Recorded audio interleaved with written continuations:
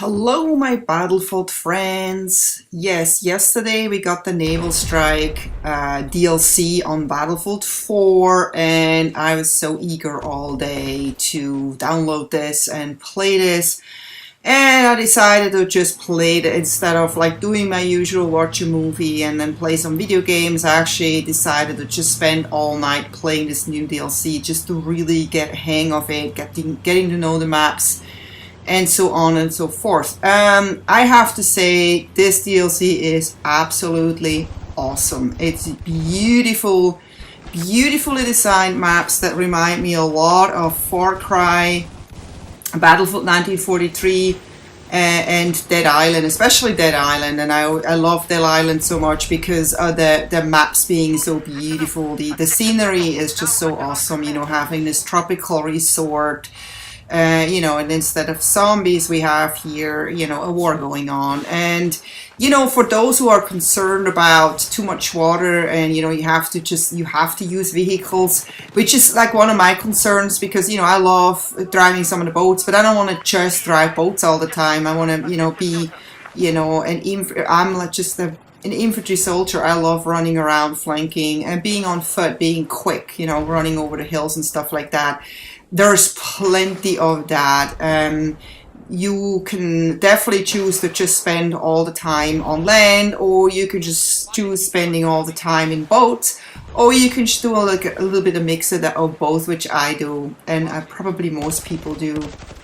And those hovercraft boats are just amazing. So this is actually the map called Operation Mortar, and I would say so far, as of now, this is my favorite map. And I kind of knew that before I even downloaded this DLC, when I saw gameplay footage and screenshots, and so I just knew this is going to be one of my favorite maps. But this may change, over time when I play this longer, and I may not have a good experience in this map or whatever. But I love the way this map is built. I just love that there is like a big mountain in the middle with a castle on top, and you can actually go inside the castle, and there's always heavy firefights on top of the castle, and you can see that later. It's always craziness up there, and look at how beautiful this outdoor kitchen is here. Oh my god, it's like so amazing. You really feel like you're on vacation. And I'm playing this on a 120-inch projector screen, so I'm definitely totally engulfed in this, whatever you say. I feel like I'm immersed in this world. I feel like I'm really there. It's so amazing. And I think there's somebody who's gonna come and prevent me from taking this flag here. There's a couple of guys here. I hear them. And look at all those different, there's a lot of cover. I think this is another reason I like this map, because, when you have to just imagine on maps like this that it's a sniper heaven. There is a lot of like high points where snipers can just hide in the bushes and snipe you from a really far distance. And when you have maps where there's a lot of snipers, you want to make sure that you also put enough cover in there so it's more balanced, because people get really frustrated, people that do not snipe, that they can't play the game without, they spawn and they get sniped off right away, and that can get really frustrating. I mean, there've been other games and other maps where this happened and people just hated those maps. I mean, it was even in Call of Duty the same problem. Some of the maps people were just like, I don't play it because it's all snipers. So in this DLC, you do have a couple of maps where this is a little bit of an issue, but it's maybe also just, until you kind of get to know the island better and where the typical sniper spots are and maybe how to avoid getting sniped all the time. But this map, as you can see, there's plenty of buildings and rocks and high grounds and just little, there's like actually a little bridge going over a little valley.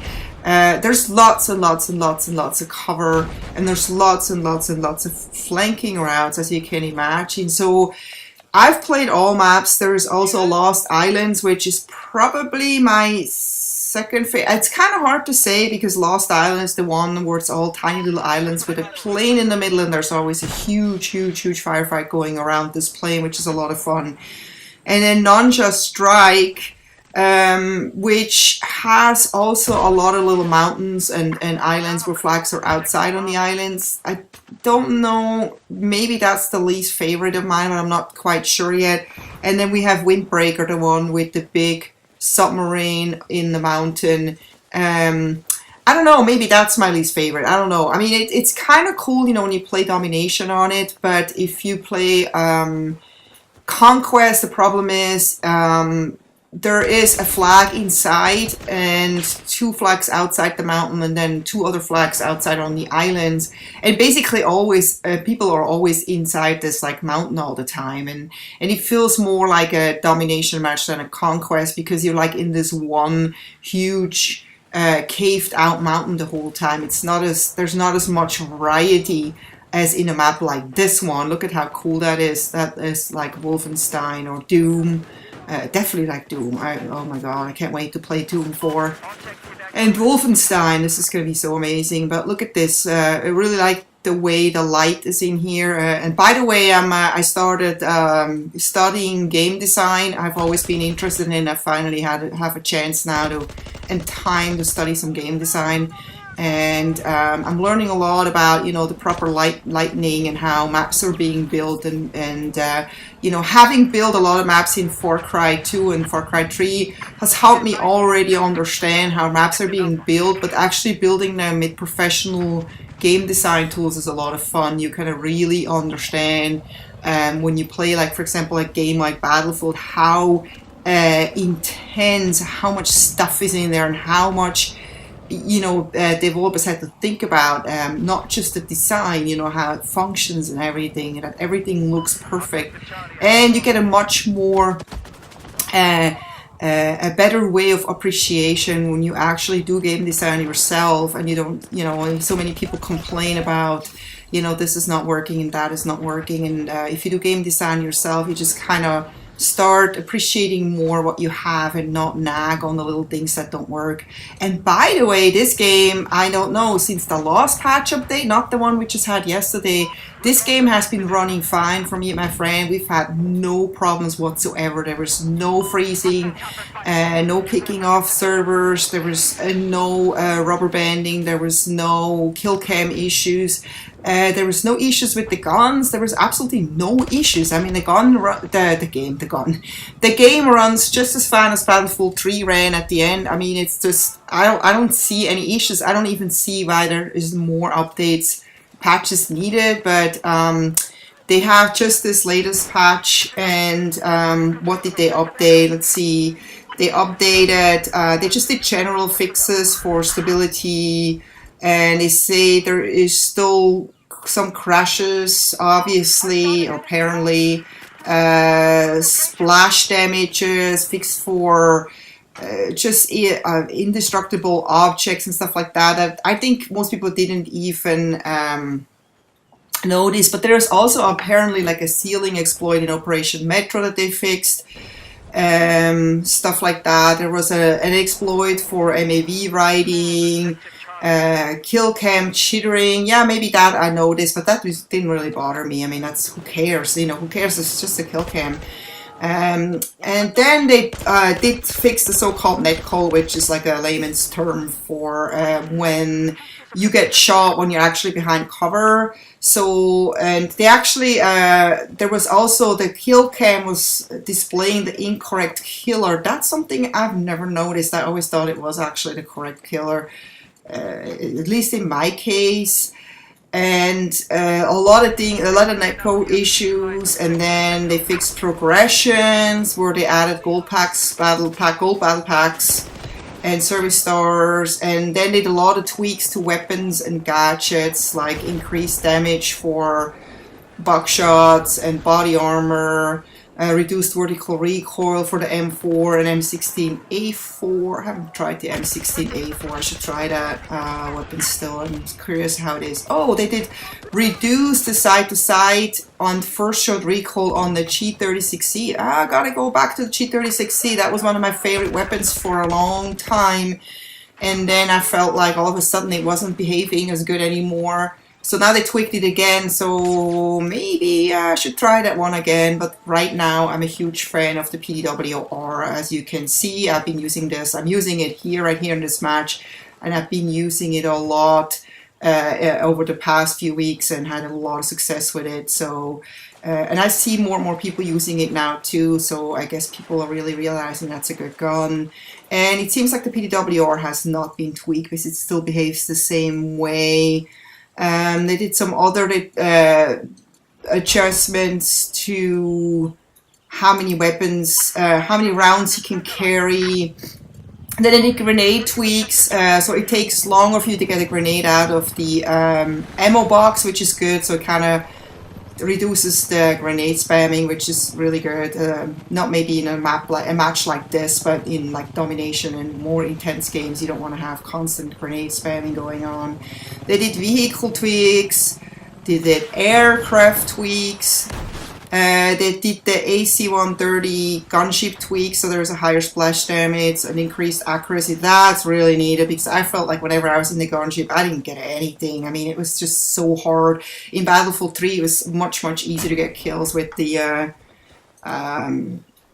gunship. But so we'll see. I mean, this is definitely always good. And the last update from yesterday did not really create any issues like the update number 8. So update number 9 was yesterday. Update number 8 created the issue where people got kicked out all the time. It froze all the time and had to restart the Xbox again and again and again and again until we learned that we had to delete update 1 to 7, and then the issues all disappeared. So I wonder now if we should, delete the update 8. I'm not going to touch it right now until I hear other recommendations because I don't want to have to reinstall. No, actually, I don't think you could even reinstall update 8. I think if you delete update 8 and then things go wrong, you probably would have to just reinstall update 9. I don't know. I don't know exactly how this works. I'm still learning, like I said, about game design and, those things. Hopefully I'll learn too someday. What else I wanted to say is that, for those of you who do not read gaming news or not on FPS Girls, on Facebook FPS Girls page or whatnot, and if you have an Xbox 360, you may have not known about this anyway, is that the PC and the Xbox One have not been released yesterday. The DLC for PC and Xbox One could not be released yesterday. There's some kind of issue. I don't know what kind of issue it is. It's something more serious because now they're saying the DLC for Xbox One and PC is gonna release at early April. I mean, that's, they're not even giving a specific date. So I don't know what kind of issue this is, but it's kind of nice for once. It's not always the PC and Xbox One coming first. That we Xbox 360 gamers and, PS4 gamers ones get first dip, that's really nice. It's like refreshing. And I'm also have to say that I'm still surprised even now that the Xbox One came down $50 at all the retailers. There's a lot of people that were not jumping for it because it's just not enough of a reduced price or enough of a discount. And, a lot of people just don't see the reason yet to upgrade to Xbox One because there is really no reason quite yet. And, I kind of like new gadgets and all. And I sometimes think, I just want to get it so I have a new gadget. But I'm like thinking, what's the point? Because there is not really a game yet that's only for Xbox One. And as far as we can still get games on 360, I'm still sticking with the 360 as long as I can. And as you can see here, their servers are full. They're always full.